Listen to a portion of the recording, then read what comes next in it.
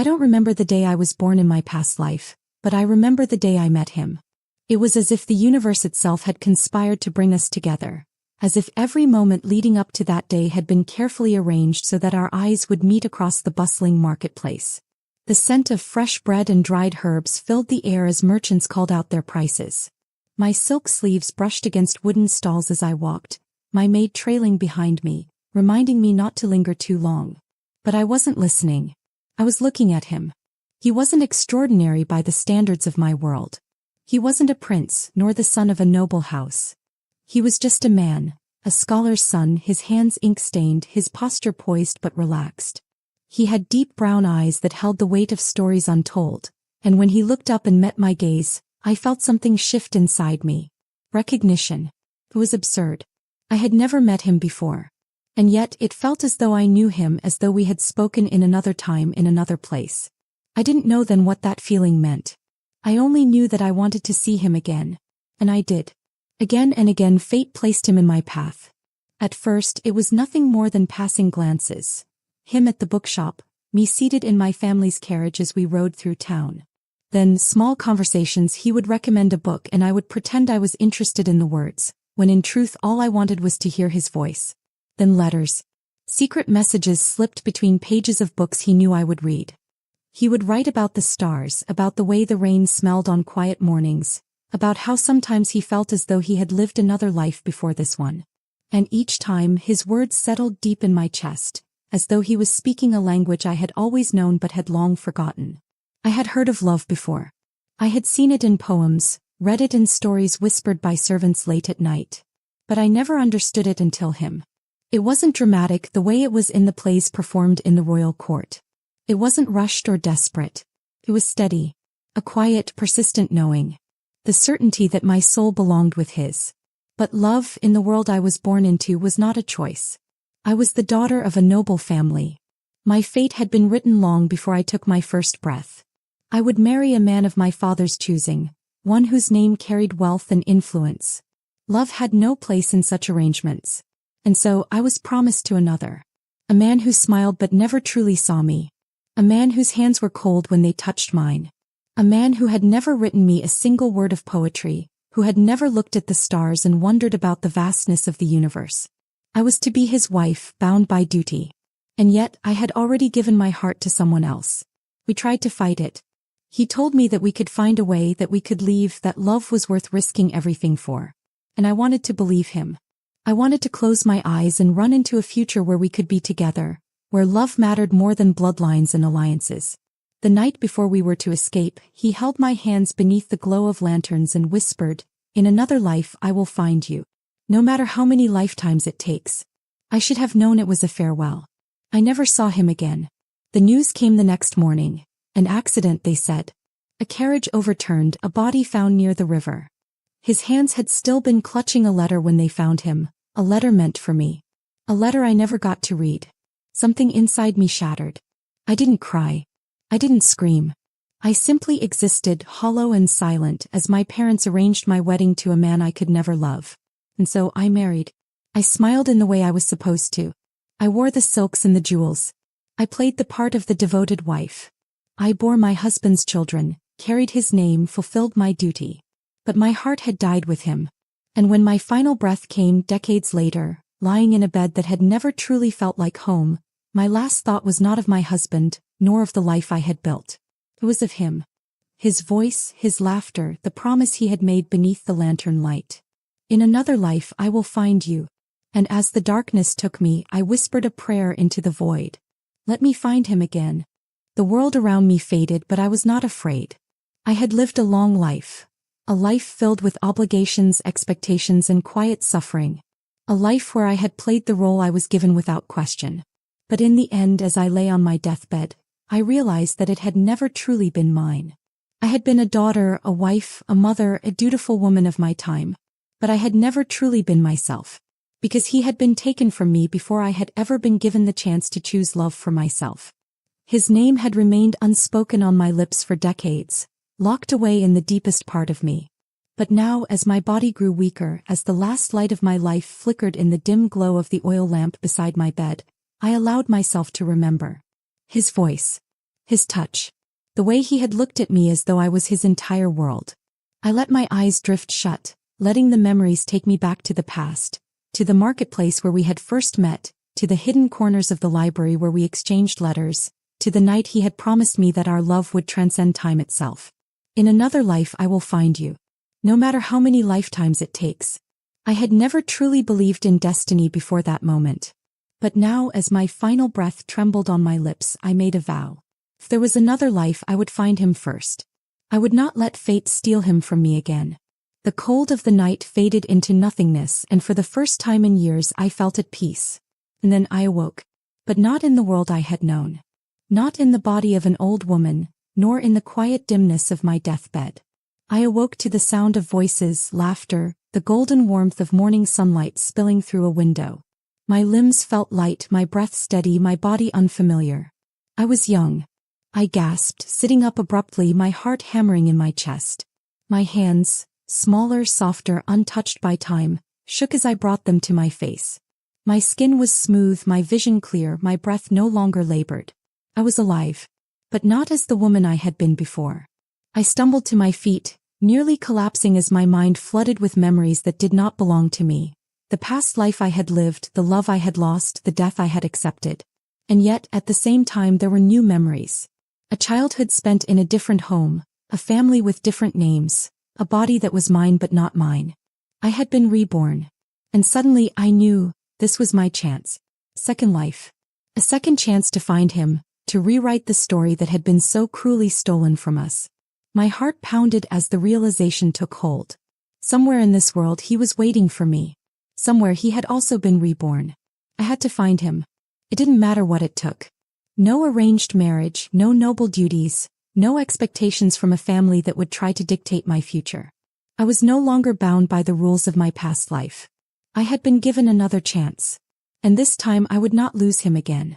Waking up in this new life should have been a moment of peace, a fresh start, a gift from the universe. But it was anything but that. The moment I took my first breath, I remembered everything. Not in pieces, not in flashes, but all at once. I remembered being a noblewoman in my past life. I remembered the weight of my family's expectations, the coldness of my arranged marriage, the way I had smiled and played the part of the perfect wife while my soul withered inside me. I remembered him, the love I had lost. The sound of his laughter, the warmth of his hands, the way he had looked at me like I was his entire world. I remembered his promise beneath the lantern-lit sky, the vow he had whispered into the night. In another life I will find you. And now I was here. Alive. Reborn. Given another chance. But where was he? For years I lived with that question haunting me. This life was nothing like my past one. I was born into an ordinary family, free from nobility, free from wealth and obligation. My parents were kind, my home simple but warm. My childhood was filled with laughter and love, things that should have been enough to make me happy. But the memories of my past life never faded. They clung to me like a shadow, whispering in the quiet moments, reminding me that this life was not meant to be lived for myself alone. I was born for a reason. To find him. I spent my early years watching everyone, searching for a sign, for anything that might tell me where he was. At first I thought it would be easy. Surely if I had been reborn, so had he. Surely fate would place us in each other's paths again, just as it had before. But the years passed and I found nothing. No familiar face. No eyes that sparked recognition in my soul. No whispered promise from the past returned to me. I began to wonder if I had made a mistake. What if he wasn't here? What if he had never been reborn? What if I was alone in this? I refused to believe it. If I had come back, then so had he. I knew it in my bones, in the deepest part of my soul. He was out there. Somewhere. And I was going to find him. Even if it took my entire life. Years passed, and with every season that came and went, my hope flickered like a dying candle. At first I thought fate would lead me to him quickly, that I would simply feel his presence, the same way I had known him the moment I laid eyes on him in my past life. I imagined it happening in a crowded street, our gazes locking in an instant of recognition. I pictured us standing in a marketplace just as we had before, my heart skipping a beat as I whispered his name, only for him to turn and say mine in return. But reality was not so kind. I searched everywhere. I wandered through cities, studied the faces of strangers, hoping for even a flicker of familiarity. I listened to names, waiting for one to sound like an echo from another time. But days turned into months and months into years and he was nowhere. And worse, doubt began to creep in. What if he had not remembered our past the way I had? What if, even if I found him, he would be nothing more than a stranger, his soul untouched by the love we had once shared? What if I had been foolish to believe in this at all? There were moments when I almost let myself move on. I tried to silence the memories, to embrace this life as though it was a new beginning, not a continuation of the one I had lost. But deep down I knew the truth. I had not been reborn to forget. I had been reborn to find him. And then one evening when I had almost given up hope, I saw him. It was in the city square during the Festival of Lanterns. The streets were alive with golden light, the night sky flickering with floating wishes, each one carrying a hope, a dream, a silent prayer. I was standing among the crowd, lost in thought when I felt it. A pull. A sensation so strong that I stopped breathing, my entire body going still. And then I turned. And there he was. My heart stopped. He was standing across the plaza, surrounded by friends, laughing at something someone had said. The lantern glow illuminated his face, casting a warm light over his features. And even though this was a new life, a different time, a different world, it was him. His hair was different now, shorter and slightly tousled. His posture was more confident, his expression brighter, as though this life had been kinder to him than the last.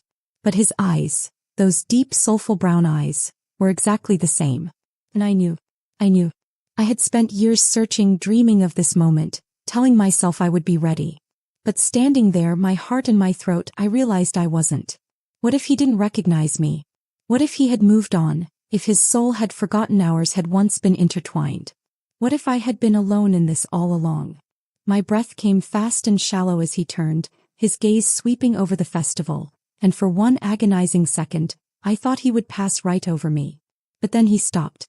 His eyes locked onto mine, and something shifted. His smile faltered, his laughter fading into silence. His expression changed, not recognition, not entirely, but confusion. As if he had just seen a glimpse of something he couldn't understand, as if something buried deep within him was stirring for the first time. For a long moment we just stared at each other. I wanted to say his name. I wanted to run to him, to shake him, to tell him everything. But I couldn't. Because this was not the past. And even though my heart was screaming that he was mine, that we had once loved so deeply it had transcended death itself, I knew I had to be careful. He didn't remember. Not yet. But I had found him. And this time I would not lose him again. No matter what it took. Finding him was supposed to be the hardest part. For years, I had searched for him, for a sign, for anything that would confirm that our souls were still bound by the promise we made in our past lives. And then there he was, standing under the lantern-lit sky, his face familiar even in this new body, his presence sending a deep, undeniable pull through me. But fate had other plans. When I saw him that night, I thought, this is it. This is the moment he remembers me. That the second our eyes met, recognition would flood through him, the memories of our past life breaking through the barriers of time. That he would say my name, not the name I had in this life but the one I carried in my past, and that he would know. But he didn't. Instead, he only blinked at me, his brows furrowing slightly in confusion, as if he had seen something he couldn't quite place.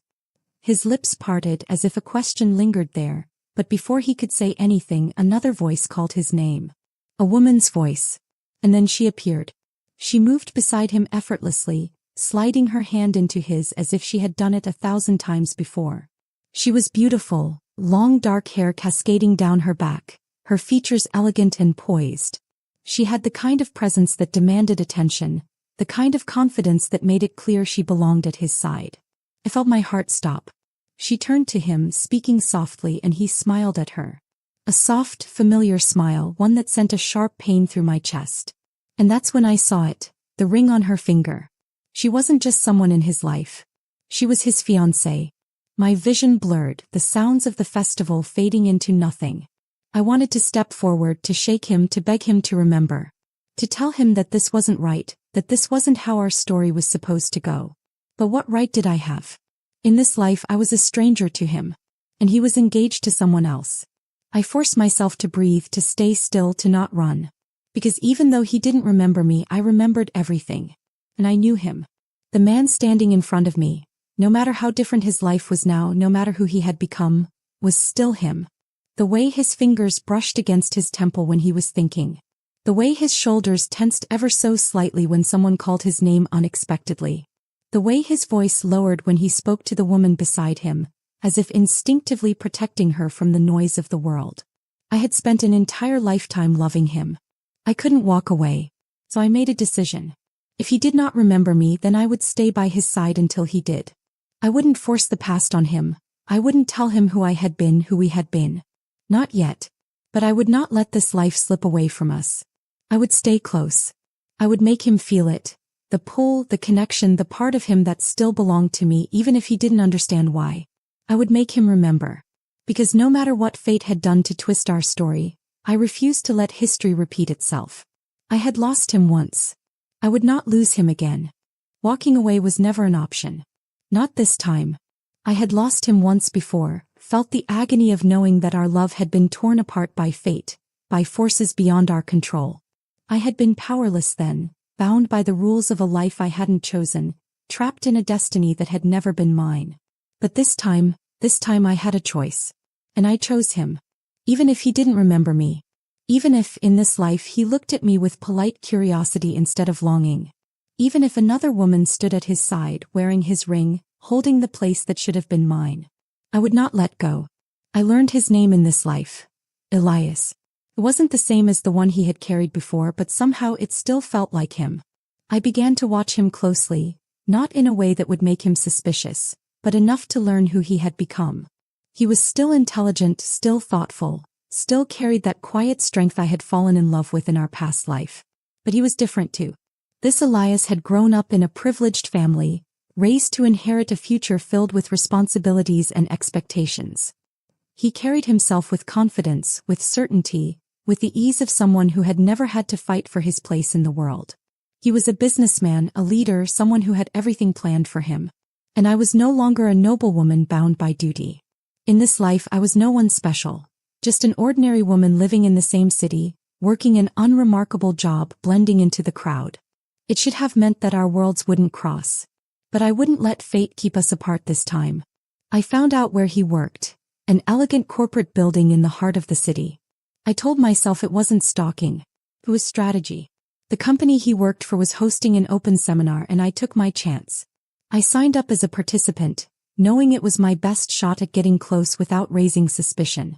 And then on the day of the event it happened. I stood at the back of the hall watching him as he walked onto the stage. He was dressed sharply, his posture exuding authority, but the moment he spoke, I felt the past wrap around me like a ghost. It was him. The way he gestured with his hands when he was passionate about something. The slight crease in his brow when he was deep in thought. The warmth in his voice, even when discussing something as mundane as business strategies. I knew him. My body knew him. My soul knew him. And then, as if the universe had willed it, his eyes found mine in the audience. He faltered just for a second. It was barely noticeable, a fleeting moment of hesitation before he continued speaking, but I saw it. Something inside him recognized me. He didn't know why. He didn't understand it. But he had felt it just as I had. When the seminar ended, I made my move. As the guests mingled, I approached him carefully, deliberately, as though this was just a casual encounter between two strangers. "Your speech was impressive," I said, offering him a small smile. He turned to me, his deep brown eyes meeting mine up close for the first time in this life. There was again that flicker of something. He smiled politely. "Thank you. Have we met before?" My heart skipped. "Not yet," I wanted to say. Instead, I tilted my head, feigning curiosity. "I don't think so." For a moment, he just looked at me as if trying to place me in his memories, as if his soul was whispering that he should know me. I had him. Now I just had to keep pulling him in. I started showing up in places he frequented. Not in an obvious way, never too often, never too conveniently. But just enough for him to notice me. Just enough for our paths to cross naturally, for him to start recognizing me outside of that one seminar. A coffee shop near his office. A bookstore he liked. An art gallery where I knew he occasionally attended events. Each time I played it the same way. Casual. Unintentional. And each time I saw it. The way he hesitated when he saw me, the way he would pause for just a fraction of a second before greeting me, as if something about me unsettled him. As if his soul was whispering to him, trying to remind him of something he couldn't quite grasp. And slowly it worked. He started approaching me. First it was small. "Oh, we meet again. Funny running into you here. You seem to have good taste in coffee shops." And then one day something changed. We were at a quiet bookstore, standing in the same aisle, both reaching for the same book at the same time. Our fingers brushed. A simple touch. A spark shot through me, a jolt of something so familiar that I had to grip the shelf to steady myself. And then, him. His breath hitched. His fingers lingered against mine for just a second too long. His eyes darkened, his expression shifting into something unreadable. "I don't know why," he murmured almost to himself, "but I feel like I've met you before." My heart pounded. Yes. I wanted to scream it, to shake him, to make him remember. But I knew I couldn't. Not yet. I had to be patient. I had to let him find his way back to me naturally. Because if I pushed too hard, if I told him everything before he was ready, I might lose him again. And this time I refused to let fate take him from me. I would stay by his side. I would make him remember. No matter how long it took. The more time I spent around Elias, the more I saw it. The glimpses of the man I had loved in another life. It was in the way his gaze lingered on me for just a second too long, as if his mind was trying to piece together a puzzle it didn't even realize was incomplete. It was in the way he always seemed to find me in a crowd, his eyes searching for me even when we weren't supposed to be near each other. It was in the way he spoke to me, not like a stranger but like someone who already knew me, even if he didn't understand why. But there were bigger signs, ones he couldn't ignore. At first they came in small, fleeting moments. The time we reached for the same book in the store, our hands brushing, and he suddenly stiffened, his breath catching in his throat. The way he hesitated whenever I said his name, as if expecting it to be different, as if his heart recognized a name that his lips had never spoken in this life. The strange way his body reacted to mine, like instinct, like familiarity, like something buried deep in his bones was waking up. But then something deeper began to shift. One evening we found ourselves walking together. A casual encounter that had somehow turned into an unplanned moment of solitude. The sky was dark, the streets lit by the soft glow of streetlights, and the city hummed with quiet life around us. He was talking, laughing about something, but then out of nowhere he stopped. Turned to me. His brows knitted together, his lips parting slightly as if he was trying to say something, but couldn't quite find the words. Then softly, "Have we met before?" My breath caught. I had been waiting for this. Carefully I tilted my head, offering a small smile. "We've run into each other a lot lately," I said lightly. "Maybe you just feel like you know me." He shook his head. "No. It's different." He hesitated, frowning as if frustrated with himself. "It's strange, but when I look at you I feel like I should know you.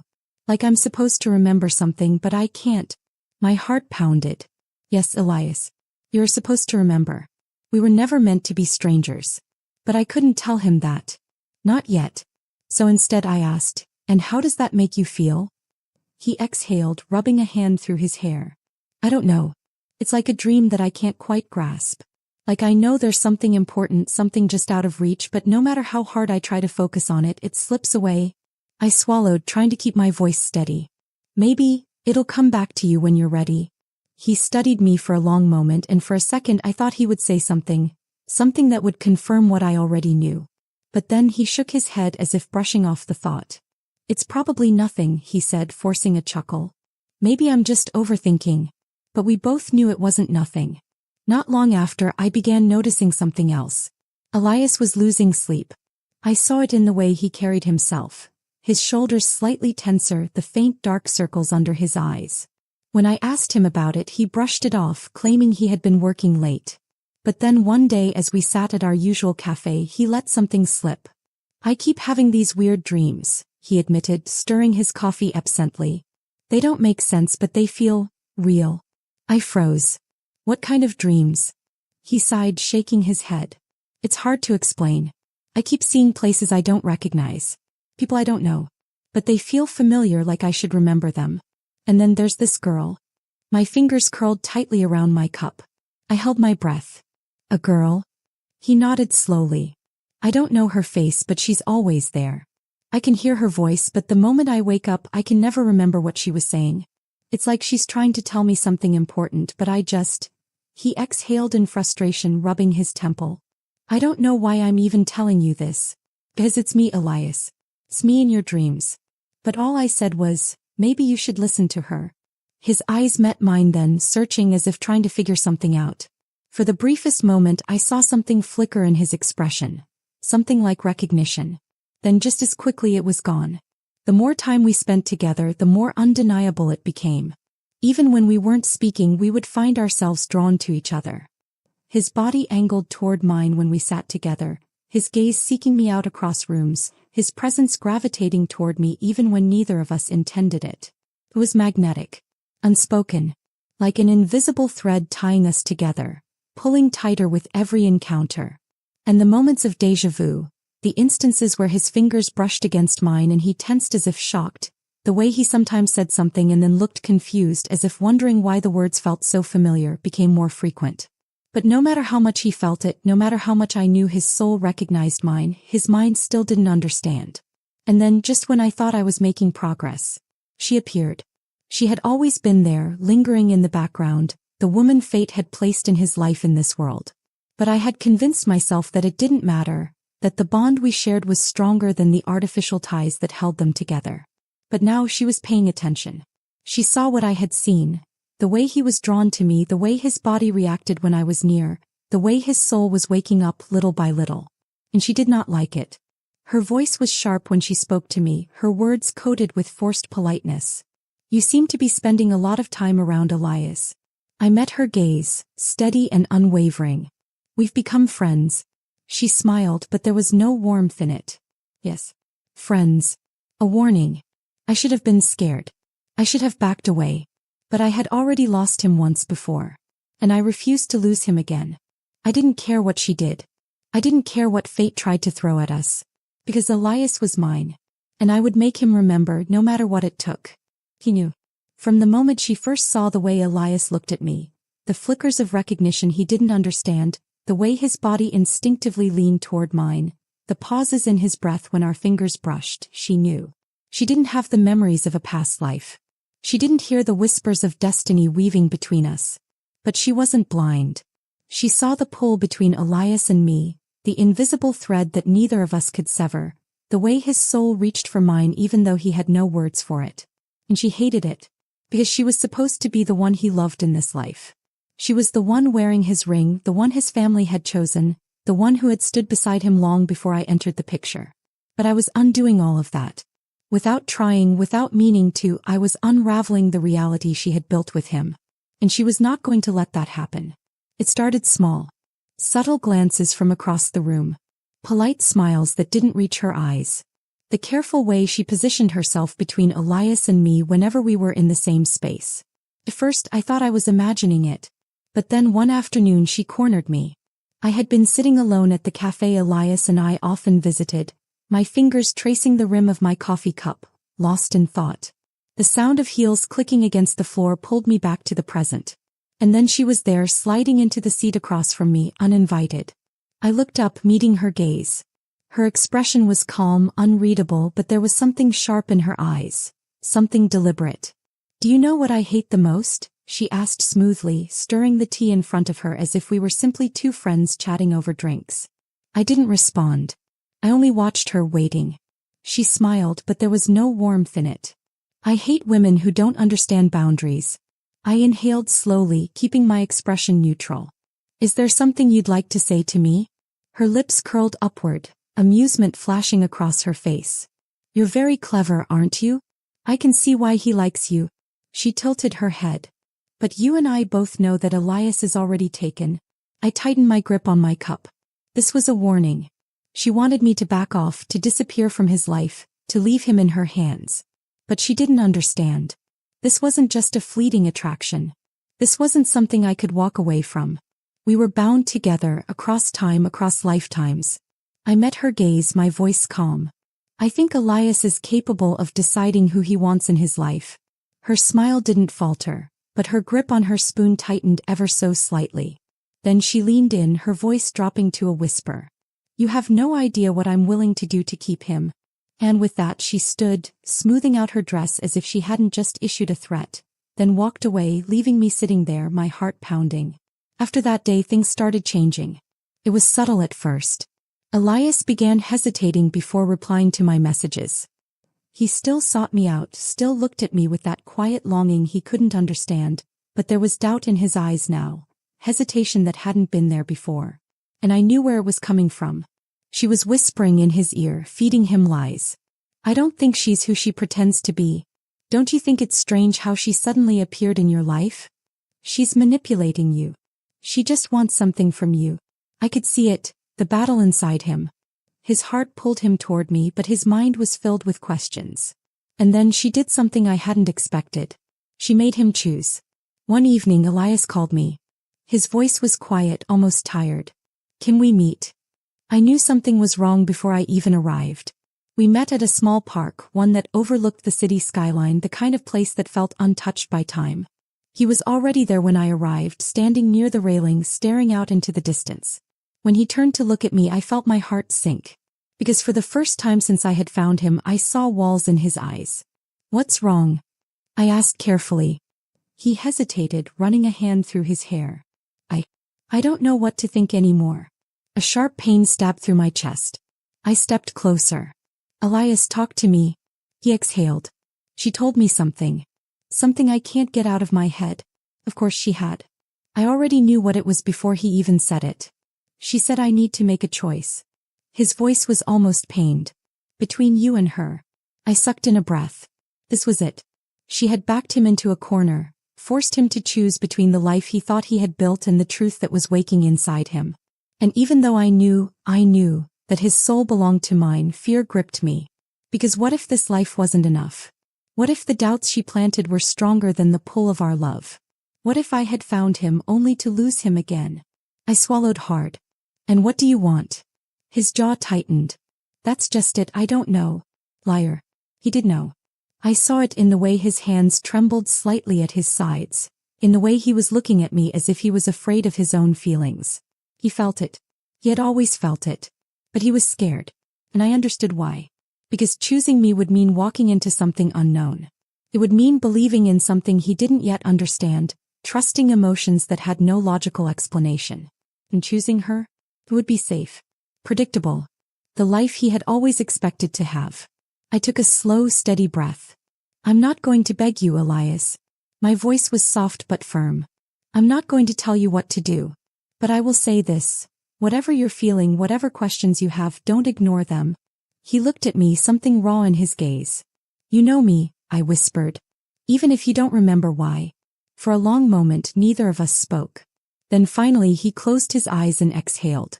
I need time, he murmured. I nodded. Because for now time was all I could give him. But I would wait. Because I had already waited a lifetime for him. And I wasn't about to stop now. I had spent this lifetime searching for Elias and I had finally found him. I had watched as his soul recognized mine in ways he couldn't understand, felt the way he was drawn to me, and I had seen the war inside him. The battle between the life he had been given and the love that fate had written into his soul. But fate had never been kind to us. And just as it seemed that I was breaking through, just when I thought that this time would be different, everything fell apart again. Days passed after his confession. After he admitted he didn't know what to do. After he admitted he felt something but couldn't understand it. I gave him space. It was the hardest thing I had ever done. Every part of me wanted to stay close, to remind him of the love he had forgotten, to make him see what was right in front of him. But I knew he needed to come to it on his own. He needed to choose me not because I forced him, but because his heart remembered even when his mind didn't. And then one evening my phone rang. It was late. Too late for a casual call. My heart pounded as I picked up, and the moment I heard the voice on the other end, I knew. It wasn't Elias. It was one of his friends. And they were saying something I couldn't process, something that made my hands go numb and my breath hitch in my throat. An accident. A car accident. A collision on the highway. A wreck. No one knew exactly what happened, but Elias was in the hospital, unconscious. For a moment I forgot how to breathe. Because this was exactly how I had lost him before. I didn't remember how I got there. One moment I was frozen in place, gripping my phone so tightly my fingers ached. The next I was running through the cold hallways of the hospital, my heartbeat pounding in my ears. I saw his fiancée first. She was sitting in the waiting area, her hands shaking, her face pale. The moment she saw me, something flickered across her expression. Shock, anger, maybe even fear. She had been so focused on keeping me out of his life, on making sure I never got too close. But now we were both here. Because now it wasn't about choosing anymore. It was about whether he would even wake up at all. She stood as I approached, and for a moment I thought she would tell me to leave. That she would throw one final warning my way, demand that I stay away. But instead she just looked at me, her eyes empty. "Do you even understand?" she whispered, her voice trembling. "If he doesn't wake up, none of this will even matter." I didn't answer her. I just pushed past her, needing to see him. The sight of him in that hospital bed nearly shattered me. Looked fragile. The strong, confident man I had chased across time lay still, unmoving, machines beeping quietly around him. There were bandages on his head, bruises on his arms. The steady rise and fall of his chest was the only sign that he was still here at all. I swallowed the lump in my throat, moving slowly toward him. My fingers shook as I reached out, brushing against his hand, the same hands I had held in another life, the same hands that had once written me love letters, the same hands that had promised me he would find me again. And now he was slipping away. A tear slipped down my cheek, my chest tightening. "No," I whispered, my voice breaking. "Not again. Not like this." I wasn't losing him again. I wasn't going to watch him slip through my fingers like sand, wasn't going to let fate rip him away from me a second time. I leaned in, my forehead resting lightly against his hand, closing my eyes. "Please," I murmured, my voice barely a breath. "If you can hear me, come back to me." I squeezed his fingers. I waited. Nothing. That night I fell asleep in the chair beside his bed. And I dreamed. But it wasn't like normal dreams. It was him. Not Elias as he was now, but him as he had been before. His past self, the man I had loved in another time. We were standing beneath the lanterns again, just like we had been on the last night I had seen him alive in our past life. He was holding my hands, his gaze filled with something desperate. "You found me," he whispered. I swallowed hard. "Yes." His fingers tightened around mine. "I knew you would." Tears burned in my eyes. "Then why can't you remember?" He exhaled, closing his eyes for a moment as if pained. "Because fate is cruel." I shook my head. "I won't accept that. I won't lose you again." He cupped my face, his touch warm and familiar. "You have to wake me up." I blinked. "What?" He leaned in, his lips brushing against my forehead.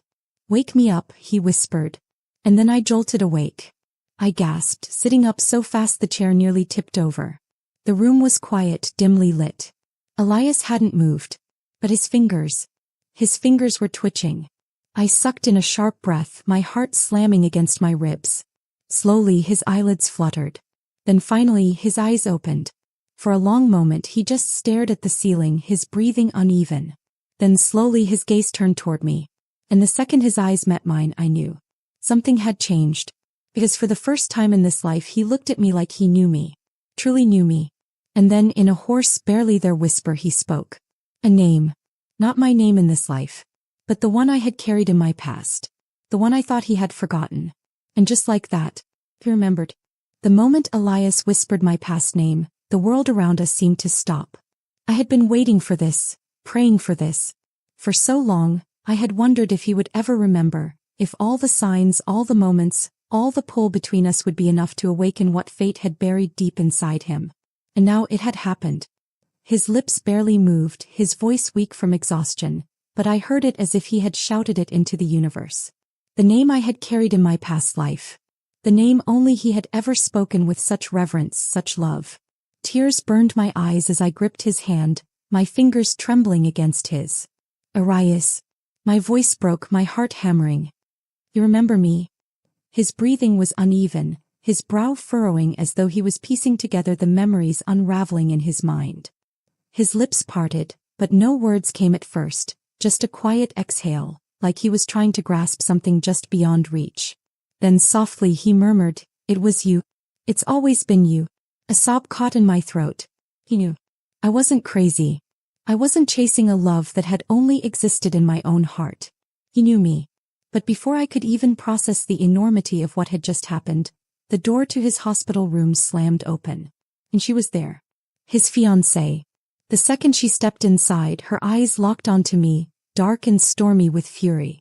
She must have been standing outside, watching, waiting, knowing that she was losing him. "You," she hissed, her voice shaking. "What are you doing here?" I barely looked at her. I couldn't. All I could see was Elias.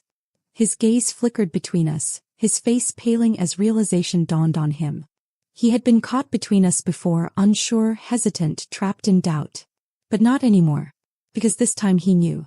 I saw it in his eyes. The walls that had been built in this lifetime were crumbling, the weight of our past pressing into his soul. He wasn't just Elias anymore. He was the man I had loved then and the man I loved now, colliding into one. His fiancée moved to his side, gripping his arm like she could somehow anchor him to the life she had built around him. "Elias," she whispered urgently, her voice laced with desperation. "You know me. You chose me." He didn't speak. His hand tightened around mine instead. Her entire body tensed. "Elias," she tried again, "this woman is manipulating you. She's poisoning you." His gaze snapped to her then, sharp, clear, resolute. "No," he said, his voice stronger than before. "She's reminding me." A heavy silence filled the room. Her face twisted, her grip on him tightening. "What does that even mean?" she demanded. "What has she been telling you?" "Lies. Fairy tales." Elias inhaled deeply, his fingers curling around mine like a lifeline. He sat up a little, ignoring the pain that still lingered in his body. "I remember," he said quietly. "Not just her. Not just this life. I remember everything." Her face drained of color. I could almost hear the sound of her world shattering. Because she knew then she had lost him. She had spent so long fighting to keep him, to keep me away, but fate had already written its decision. And this time I refused to let it take him from me. She left. Not without another bitter glare in my direction. Not without the sharp intake of breath that told me she wanted to scream, to break something, to demand that this wasn't fair.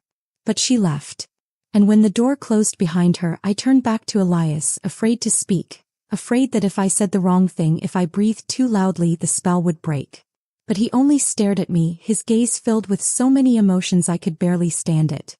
Slowly, carefully, he lifted a hand, brushing his fingertips against my cheek. "You waited for me," he murmured. A tear slipped down my face and I nodded. "Always." A slow, almost disbelieving smile curved his lips. "I can't believe I forgot you."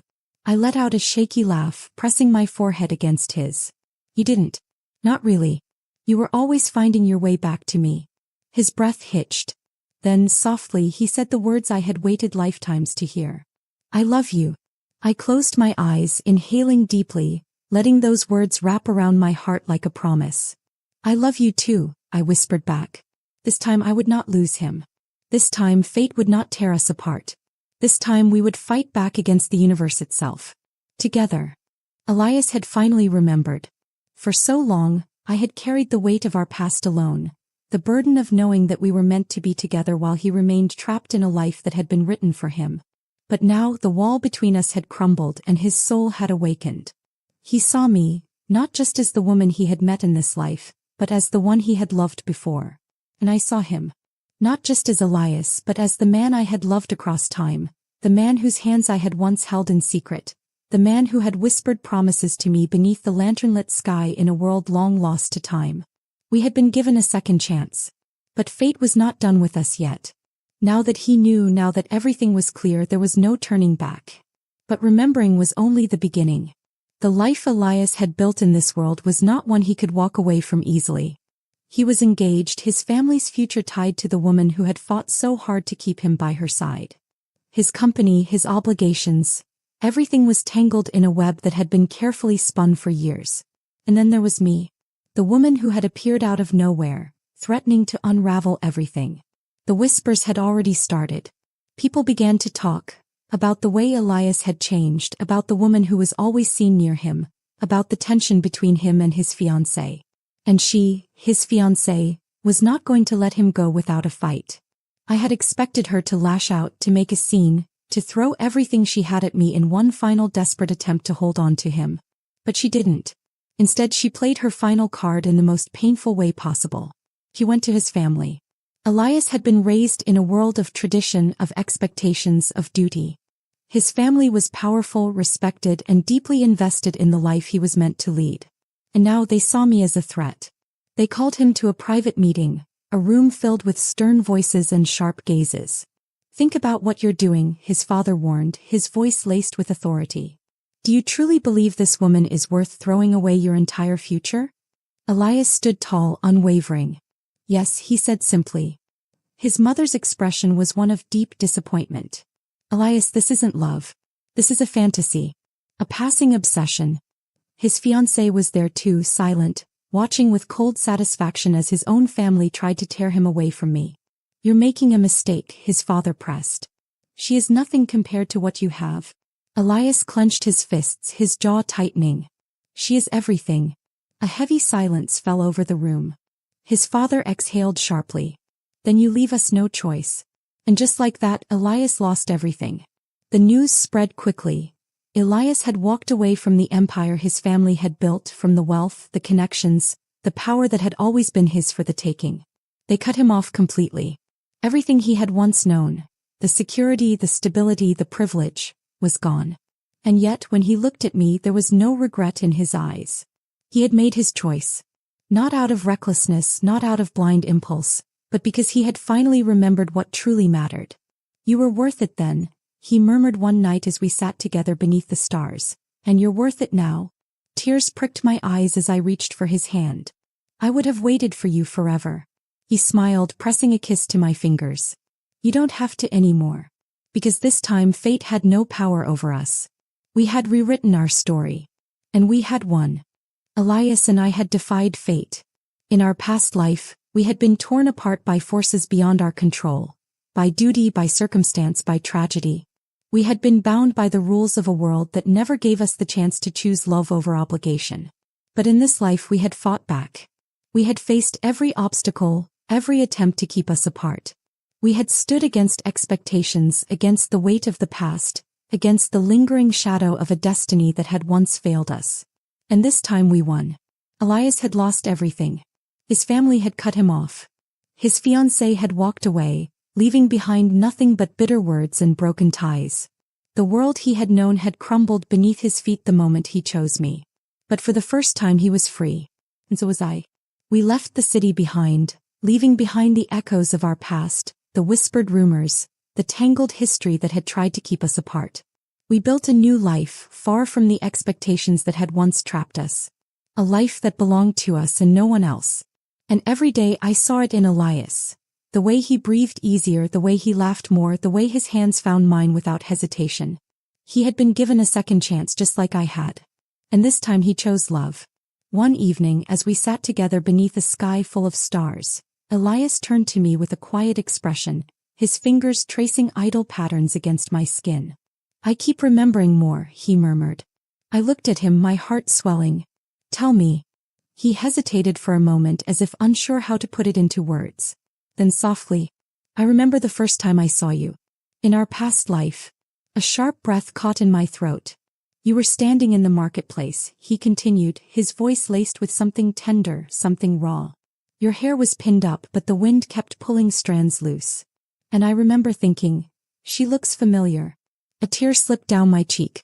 "You did recognize me," I whispered. He smiled faintly. "I just didn't know why." I swallowed hard, my fingers tightening around his. "And now?" His gaze locked onto mine, steady and certain. "Now I know. And I'll never forget again." His lips found mine then, soft and lingering, sealing the promise we had waited lifetimes to fulfill. Some people believe that love is fleeting, that it fades with time, that it can be lost. But I know better. Because I had lived it. I had searched across lifetimes, fought against fate itself, refused to let time erase what was meant to be. And in the end, love had won. Because Elias and I were not just lovers in this life. We had been lovers before. And we would be lovers again. No matter how many lifetimes it took. No matter what obstacles stood in our way. We would always find each other. Because some love stories aren't meant to end. They are meant to last forever.